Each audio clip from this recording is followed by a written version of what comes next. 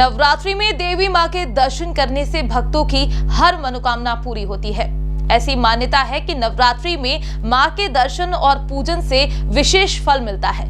इस समय देवी मां के दर्शन करने से सुख समृद्धि की प्राप्ति होती है। इन दिनों आप श्री पीतांबरा पीठ जो कि दतिया में स्थित है, वहां के दर्शन जरूर करें। ये एक चमत्कारी मंदिर है जहां भक्तों की हर प्रार्थना, हर मन्नत पूरी होती है। आइए आपको बताते हैं पीतांबरा पीठ से जुड़े कुछ रोचक तथ्य। पीतांबरा पीठ दतिया शहर में स्थित देश का एक प्रसिद्ध शक्तिपीठ है। श्री गोलोकवासी स्वामी जी महाराज के द्वारा इस स्थान पर बगलामुखी देवी और धूमावती माता की स्थापना की गई थी। पीतांबरा पीठ में स्थित वनखंडेश्वर मंदिर एक महाभारत कालीन शिव मंदिर है। ये कई पौराणिक कथाओं के साथ साथ वास्तविक जीवन में लोगों की तपस्थली भी है। ये मुख्य रूप से मां शक्ति का आराधना स्थल है।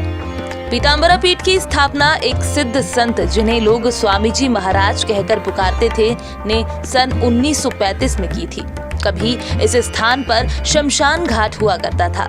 श्री स्वामी महाराज ने बचपन से ही संन्यास ग्रहण कर लिया था। कोई नहीं जानता था कि वो कहां से आए थे या उनका नाम क्या था। ना ही उन्होंने इस बात का खुलासा किसी से किया। श्री पीतांबरा पीठ बगलामुखी के सबसे प्रसिद्ध मंदिरों में से एक है, जो 1920 के दशक में श्री स्वामी जी के द्वारा स्थापित किया गया था। उन्होंने आश्रम के भीतर धूमावती देवी के मंदिर की भी स्थापना की थी, जो कि देश भर में एकमात्र है।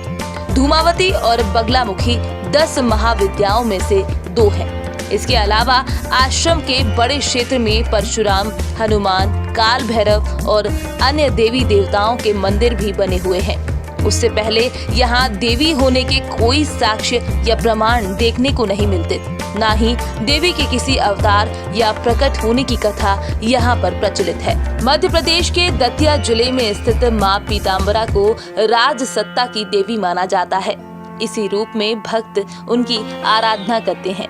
राज सत्ता की कामना रखने वाले भक्त यहाँ आकर गुप्त पूजा अर्चना करते हैं।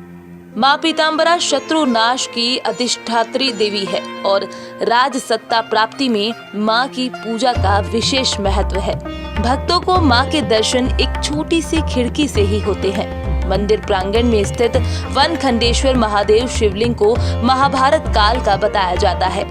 मंदिर से जुड़ा एक और सत्य ये भी है कि जब भारत और चीन का युद्ध सन 1962 में प्रारंभ हुआ था, बाबा ने फौजी अधिकारियों और तत्कालीन प्रधानमंत्री जवाहरलाल नेहरू के अनुरोध पर देश की रक्षा के लिए मां बगलामुखी की प्रेरणा से 51 कुंडीय महायज्ञ करवाया था। परिणाम स्वरूप 11वें दिन अंतिम आहुति के साथ ही चीन ने अपनी सेनाएं वापस बुला ली थी। उस समय यज्ञ के लिए बनाई गई यज्ञशाला आज भी है। यहाँ लगी पट्टिका पर इस घटना का उल्लेख है। जब जब देश के ऊपर विपत्तियां आती हैं, तब तब कोई न कोई गोपनीय रूप से मां बगलामुखी की साधना व यज्ञ हवन अवश्य ही कराते हैं। मां पीतांबरा शक्ति की कृपा से देश पर आने वाली बहुत सी विपत्तियां टल गई हैं। वर्तमान में पीठ की देखरेख एक ट्रस्ट करता है। एक संस्कृत पुस्तकालय है जिसे पूज्यपाद द्वारा स्थापित किया गया था और आश्रम द्वारा संचालित किया जाता है। आश्रम के इतिहास और विभिन्न प्रकार की साधनाओं और तंत्रों के मंत्रों की व्याख्या करने वाली पुस्तकें प्राप्त की जा सकती हैं। आश्रम की एक अनूठी विशेषता ये है कि छोटे बच्चों तक संस्कृत भाषा का प्रकाश निःशुल्क फैलाने का प्रयास किया जाता है।